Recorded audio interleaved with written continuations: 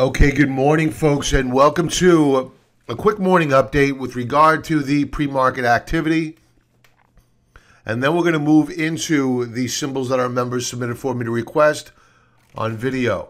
Let's kick things off with the E-minis. We are up yet again, nearly a half percentage point. So the morning is looking strong across the board here. We can just scroll through these. The mid caps strong. They're up about the same as the S&P. The NASDAQ up nearly half percentage point. Good stuff here. And the Dow up over a half percentage point. So the Dow leading the charge yet again.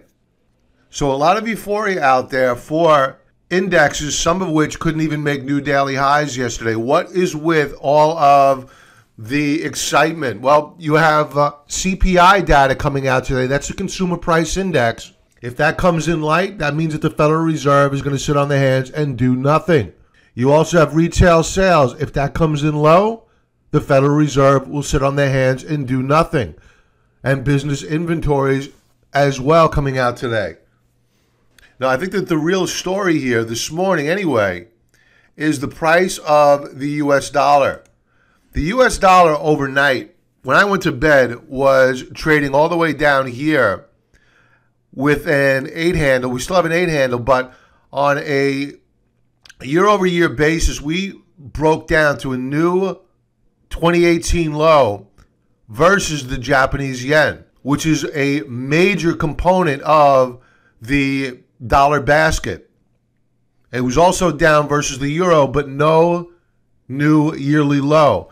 Now, since that low of last night, we have rallied back. I think it's because of the GDP numbers out of Japan, or it could be anticipation of a strong CPI number and a strong retail sales number. Why does that matter? It's because people will believe that the Federal Reserve will move forward with their promised rate hikes. So today is going to be a very, very interesting day. Let's take a look at gold. Gold, which had broken out last night, failed to hold that breakout. So that's a concern. So that's a breakout point failure. I am not happy with that price action. Now, if we break out and take out last night's highs, all is forgiven. But until then, we're on watch for the performance of gold. You never want to see this if you're long. A breakout and then a reversal bar. Never, ever good. These are all 4-hour charts. Bitcoin. We have a nice inverted head and shoulders setup forming here on this 4-hour chart. And you can see that we broke out. Not only did we break out, we pulled back and retested, and we are now beginning to move up higher. So for those who are not familiar with what an inverted head and shoulders setup is, left shoulder, head, right shoulder, 45-degree neckline. We broke out here on the 12th, pulled back, bounced around, did a little bit of a dance on top of what was prior resistance, is now support. So the path of least resistance on this 4-hour chart is up. So an interesting chart here on Bitcoin in the very short term. We're not using a weekly chart. We're not even using a daily chart. This is a short-term chart. All right, let's get to the symbols that our members submitted for me to review on video. All right, the first chart up is UGAZ. This is the velocity leveraged ETF for nat gas long. So we started off the year really strong, and now we have just simply rolled over. We are now retesting prior lows on UGAZ.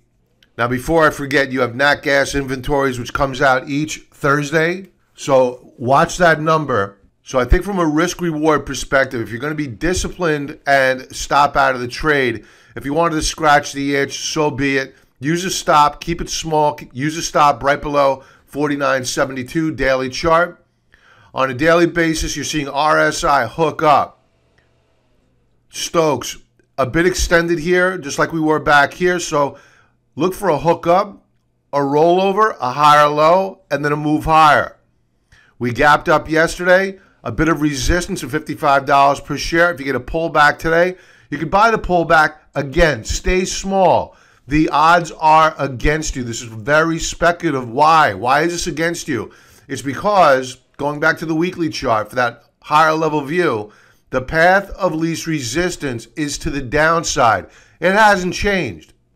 Now, when will it change? Well, if 49.72 was the low, let's make that assumption, and we rallied up to 105.66, that's our pivot point. Now we're pulling back. The question is this: do we take out prior lows, or do we A, retest the prior low at 49.72, or do we put in a higher low? If we rally and we take out 105.66, well then, if we haven't taken out the prior low and we have now taken out a prior high, then the path of least resistance is now changing from down to up. And it really wouldn't have changed wholeheartedly until we take out 114.90. But by that time, you're looking to build on your position. So the only thing I would be doing right now is saying, all right, I'm sitting here at my computer. I want to buy something, which is a very dangerous thing to be able to do. That's impulse. But the smart thing that you did is that you asked for a second opinion. So my offer is this of advice, were I you, is I would scratch the itch. Get it off your chest. Don't go jumping in with both feet. Keep your capital reserves and keep a stop loss right under 49.72. Why stay small? Why is a stop loss order? You stay small so the psychological hurdle of being wrong and losing a ton of money isn't that big if you break down below 49.72. If you're small, that doesn't happen. If you're big, well, then you're kicking yourself. You can't admit you're wrong, and you won't stop out. That's not trading. That's gambling. So that's the way I would play this trade. I would nibble here, speculate, then buy on strength. That's less speculation and more trading the trend, which you want to be up. The next chart up. iShares JP Morgan Emerging Market Bond Fund. A lot of damage done here technically. The markets were sending you signals that there was something wrong here all the way back here. We were putting in higher highs, yet RSI was putting in lower highs. We made another leg up after breaking down below the lower band of support, and we put in a lower high. So I hear a lot of traders complain that the market is corrupt, it's rigged against me, I can't make money in this market, the news media is corrupt, the politicians are corrupt, everybody's corrupt. And you're right, I can't argue the point. Everybody is going to serve their own personal master. But if you're looking at the charts, you'll be able to level the playing field many, many times. If you're not watching the charts, you're not looking for divergences, if you're not doing your homework, then you're going to fall victim to these thugs. Don't let that be you. So the market sent you signals that you should get out. Ideally, it would have been here on this breakdown below this lower band of support because the market sent you signals. You had a topping tail here the week of October the 30th. It also marked a lower high from this prior high. When we broke down below this prior low, you had to get out. And even if you didn't want to get out, use a trailing stop loss order. Because I know a lot of people out there may be saying, you know, if you would have gotten out here, you would have missed this entire run up. Okay. So I didn't lick the icing bowl. But I will have kept my capital reserves intact, and I would have avoided this mess that we're seeing right now. Because to make the leap, the assumption that we would have captured all these gains and been smart enough to sell right at the exact moment, there's an element of hubris in that assumption. So the point is here is not to get long-winded, which I have a tendency to do. The point is here, the market sends signals. We are broken down below the 50 level on Stokes. We're going to test the 111 level. We're very close to it now. We may even overshoot, head down to 110. If that breaks, we're coming all the way down here to 107. So what's the play here? The play is to watch for support here at 111. Does it close there? If you want to speculate, scratch the itch, buy a position, keep it small, use a stop right below that level. Daily chart. Now, on a daily basis, we are getting a bit extended to the downside. We may look to rally back, but is this really a trading vehicle? What's your upside here if you dedicate all this capital to buy these shares before you get another higher low? So if you're dead set on buying these shares, the game plan I would use is buy at 111, use a stop loss order right at 110.50. Keep that stop loss tight. Okay, the next chart up is Tesla. They took it on the chin last week with regard to an earnings report. I really don't put much stock in their earnings reports because they're such a speculative company, capital intensive, and I want to watch how the market treats them. So we broke down below the lower band of support of this triangle formation last week. We have since reversed those losses, or some of them anyway, to recapture the lower band of support. So this chart, were we to close out the week Friday afternoon, 3:59 p.m., if we close where we're at right now or higher, I would entertain putting on a long position. So we're going to add this to our watch list. But right now, it's midweek. We have 3 trading days left to go. A lot can happen. For all I know, we'll take out last week's lows. I don't know yet.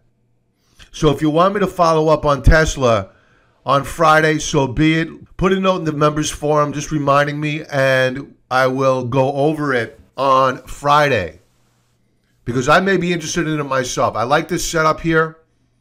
We had broken out of a downtrend channel on RSI back in December. We pulled back, retested support. It held. We rallied. We have new resistance up here. Now we're looking for a new breakout. Daily chart. Nice double bottom setup here. W formation on the Stokes. Price, we're hitting resistance here. Will it break out or will it break down? I don't know, right? So it's technical analysis. We don't do crystal ball reading here. All we're doing is we're going to trade the direction of money flow. So if Tesla rolls over here, well then we don't want a part of it, right? We're not going to hope and we should fear. So more to come on this one. I think that the best action plan is just simply to watch, and that's one of the hardest action plans for people to execute. Volume yesterday declined relative to the prior day. Not necessarily what you want to see when you're nearing resistance.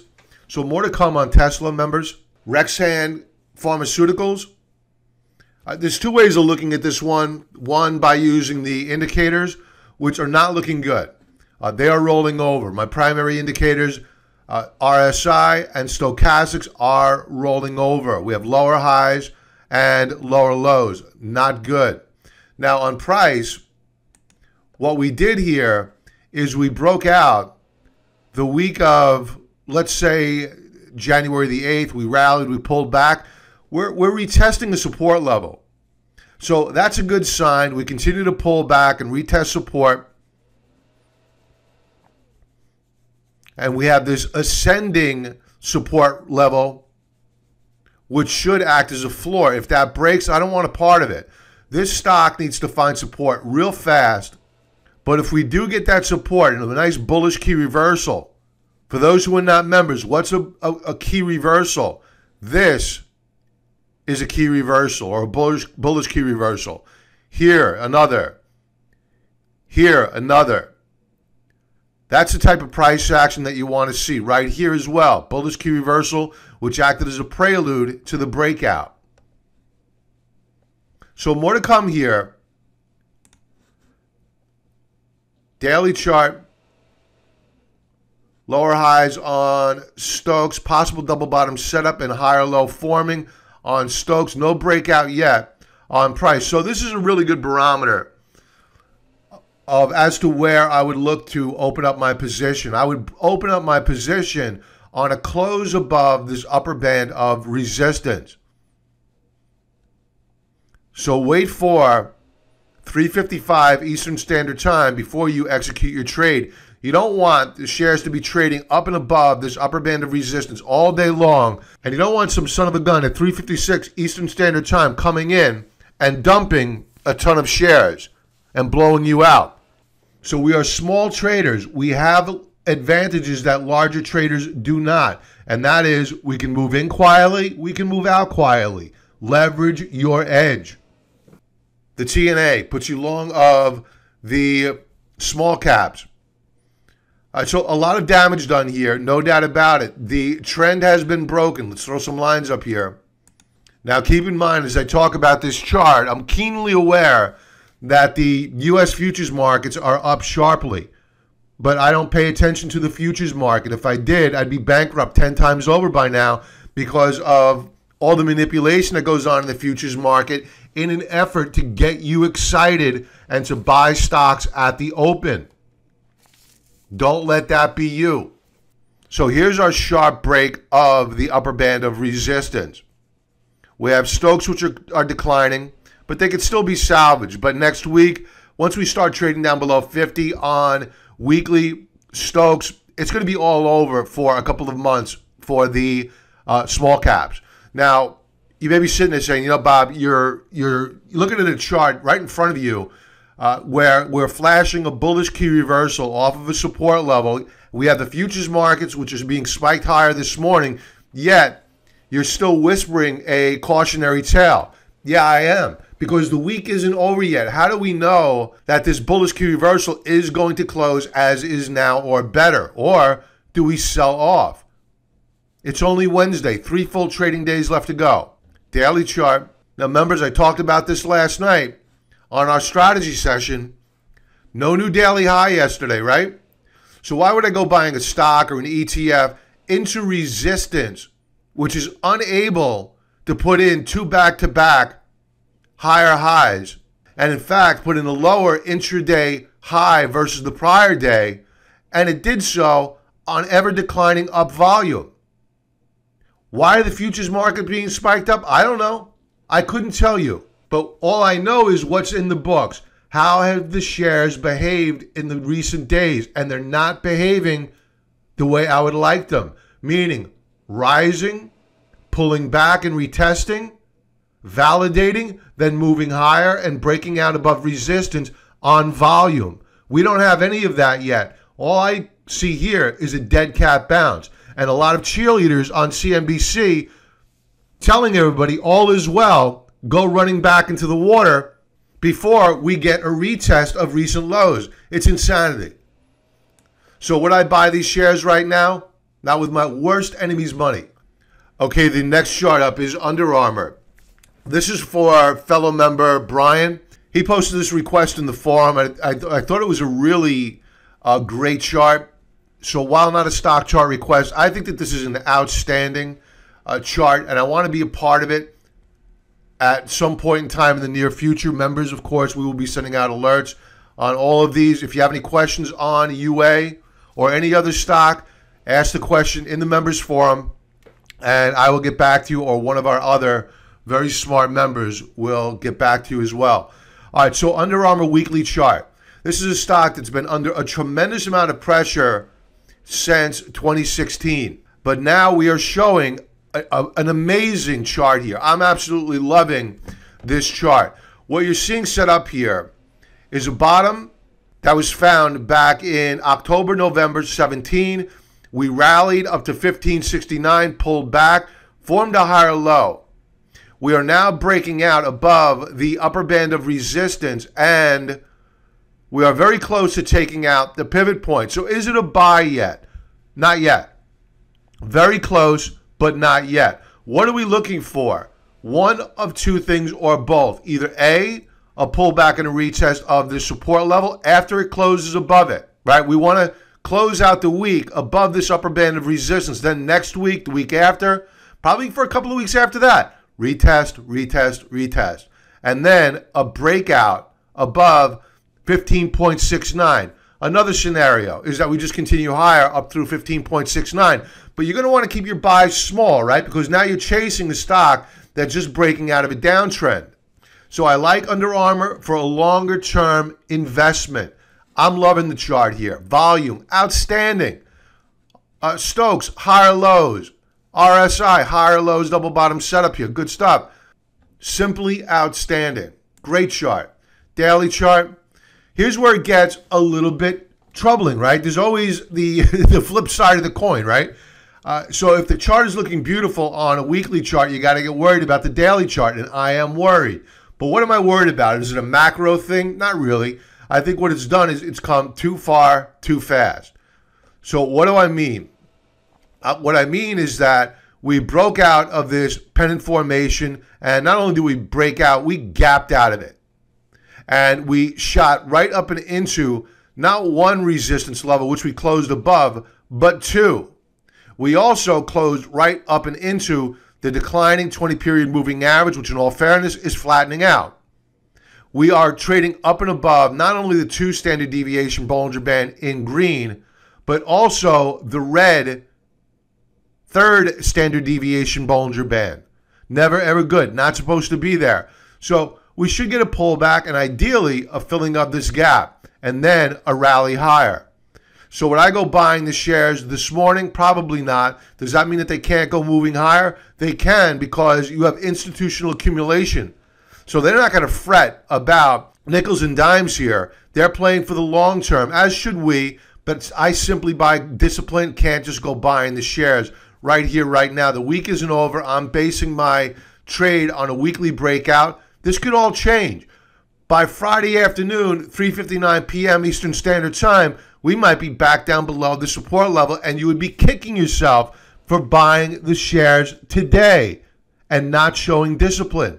So show the discipline. Wait a couple of days. That's how I would play this trade. I love the chart. I hope it closes strong. The next chart up is for Kate. She posted this in the members forum. Now, here's one where you can't just use the weekly daily chart sequence.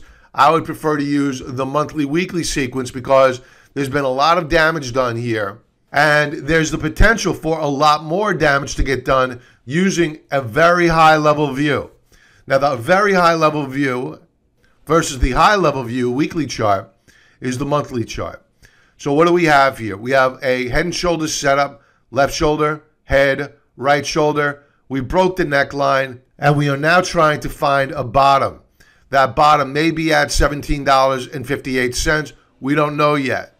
We did rally off of that level. We are pulling back. The question is, do we put in a higher low, or do we retest the prior low, or do we break down? So it's actually questions plural. Now, if we break down below 1758, the obvious action plan here is that you sit, watch, and wait, right? Because we're going to come all the way down to the low teens in a flash.